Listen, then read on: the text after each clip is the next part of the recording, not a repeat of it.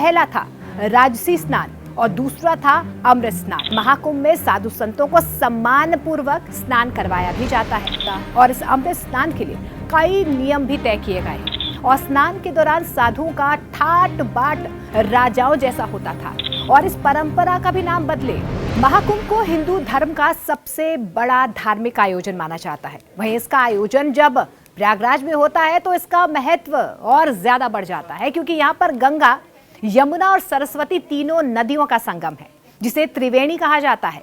इस पवित्र संगम में स्नान करने का विशेष महत्व माना गया है और महाकुंभ में साधु संतों को सम्मान पूर्वक स्नान करवाया भी जाता है और स्नान के दौरान साधुओं का ठाट बाट राजाओं जैसा होने के कारण इसे अब तक शाही स्नान कहा जाता था। लेकिन अब इस महाकुंभ में शाही स्नान का नाम बदलकर अमृत स्नान कर दिया गया है, जिसकी घोषणा हाल ही में उत्तर प्रदेश के मुख्यमंत्री योगी आदित्यनाथ ने की है।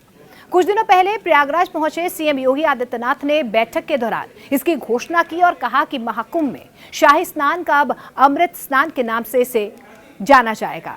कहा तो ये भी जा रहा है कि शाही स्नान के नाम को बदलने के लिए अखाड़ों और संतों की ओर से लगातार मांग भी की जा रही थी और शाही स्नान का नाम बदलने के लिए 2 नाम के सुझाव सामने आए थे, जिसमें पहला था राजसी स्नान और दूसरा था अमृत स्नान, जिसके बाद सरकार ने संतों के साथ चर्चा के बाद अमृत स्नान के नाम को फाइनल कर लिया।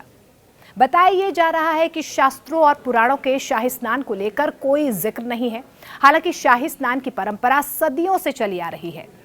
ऐसा माना जाता है कि शाही स्नान की शुरुआत 14वीं से 16वीं सदी के बीच हुई थी। कहा तो ये भी जाता है कि कुंभ के दौरान साधुओं को सम्मान देने के लिए हाथी, घोड़ों पर बैठकर शोभा यात्रा निकाली गई, जिसे पेशवाई कहा गया और स्नान के दौरान साधुओं का ठाट बाट राजाओं जैसा होता था, जिसके कारण महाकुंभ में स्नान को शाही स्नान कहा गया।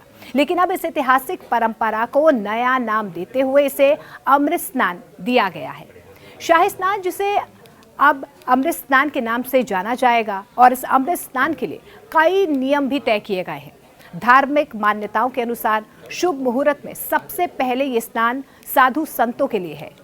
इसमें भी किस अखाड़े के साधु संत पहले स्नान करेंगे, ये नियम तय होते हैं, जिसके क्रम में अखाड़ों के नागा साधु और संत हाथी, घोड़े और रथों पर सवार होकर ढोल नगाड़ों के साथ स्नान के लिए जाते हैं, जिसकी भव्यता देखने लायक होती है। वहीं महाकुंभ में पेशवाई का भी अपना विशेष महत्व होता है। ये शब्द फारसी भाषा से लिया गया था और महाकुंभ के दौरान पेशवाई साधु संतों की निकाली गई शोभा यात्रा को दर्शाता है, जिसमें अखाड़ों के साधु संत रथ, हाथी और घोड़ों पर सवार होकर नगर में प्रवेश करते हैं और इस परंपरा का भी नाम बदले। साधु संत लगातार इसकी भी मांग कर रहे थे और पेशवाई के लिए छावनी प्रवेश, पेशवाई या फिर नगर प्रवेश करने की मांग भी की जा रही थी, जिसको भी मानते हुए सरकार ने पेशवाई का नाम बदलकर नगर प्रवेश से कर दिया। इस महाकुंभ के दौरान 6 अमृत स्नान होंगे, जिसमें पहला अमृत स्नान 13 जनवरी को होगा, तो 14 जनवरी को मकर संक्रांति के दिन दूसरा अमृत स्नान होगा, जबकि 29 जनवरी को मौनी अमावस्या को तीसरा अमृत स्नान होगा।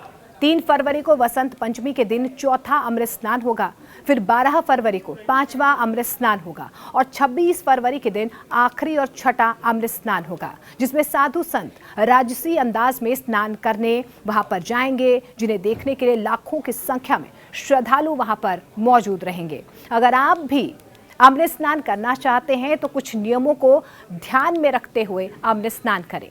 सबसे पहले साधु संतों के अमृत स्नान करने के बाद आम श्रद्धालु ये स्नान कर सकते हैं। इस स्नान में किसी भी प्रकार के साबुन और शैम्पू का इस्तेमाल करने की मनाही होती है। महाकुंभ में अमृत स्नान के बाद गरीबों को दान करने का भी महत्व बताया गया है और श्रद्धालु अपनी श्रद्धा के हिसाब से दान जरूर करें, जिससे उन्हें महाकुंभ में स्नान का पुण्य फल मिलेगा।